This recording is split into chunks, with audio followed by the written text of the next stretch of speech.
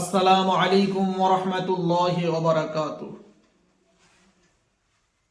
আমার এই আওয়াজ যার কানেই যাচ্ছে তার উদ্দেশ্য করেই বলছি যে আমরা মরে যাব, সকলেই চলে যাব, কেউ চিরদিন থাকবো না, কেউ দুনিয়ায় চিরদিন থাকতে আসেনি।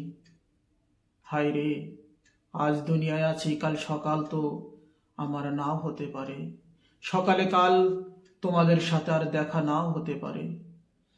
আজকে রাতের বেলা আছি, কাল দুপুরে তো আমার জানাজা হতে পারে, আজ সকালে থাকবো, বিকালে তো আমার ঘোষণা দিতে পারে।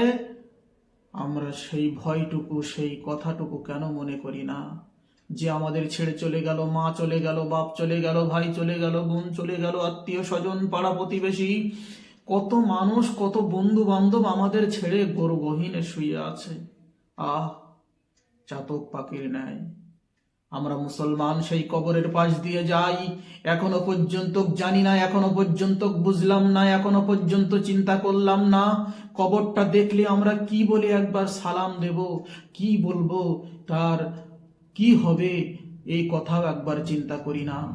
রসুল পাক আমার বিশ্ব নবী জনাবে মোহাম্মদ রসুল্লাহ সাল্লাল্লাহু আলাইহি ওয়াসাল্লাম বলেছেন, আমার উম্মতানের তোমরা শুনে রেখে দাও, কবরবাসী মানুষের দিকে হা করে বিভিন্ন রকম ভাবে তাকিয়ে থাকে।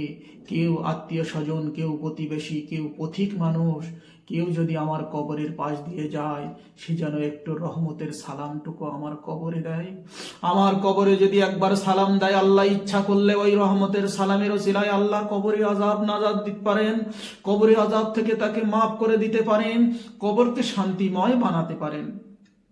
তাই ভাই ও বাবাজির কাছে, সকলের কাছে আমার কর জোড়ে নিবেদন, আমরা সালামটা মুখস্থ করব, যাতে করে সালামটা আমরা কবরবাসী কোনো কবর দেখলে, পথিক বা যেখানেই যেতে চাই, যদি রাস্তায় হোক বা কবরস্থানে হোক বা রাস্তার ধারে হোক, আমরা কবর দেখলে আজ থেকে নিয়ত করে নেব যেন কবর দেখলে আমরা সালামটুকু দিতে পারি। আল্লাহ পাক এই তৌফিক দান করুক। সকলেই মনের থেকে মুখস্থ করে নেই, আসসালামু আলাইকুম ইয়া আহলাল কুবুর, ইয়াগফিরুল্লাহু লানা ওয়া লাকুম, ইয়াগফিরুল্লাহু লানা ওয়া লাকুম, আনতুম সালাফুন ওয়া নাহনু বিল আসর। আবারও একবার বলি, আসসালামু আলাইকুম ইয়া আহলাল কুবুর, ইয়াগফিরুল্লাহু লানা ওয়া লাকুম, আনতুম সালাফুন ওয়া নাহনু বিল আসর। সকল মুমিন মুসলমানের পড়ার তৌফিক দান করুন, আমিন।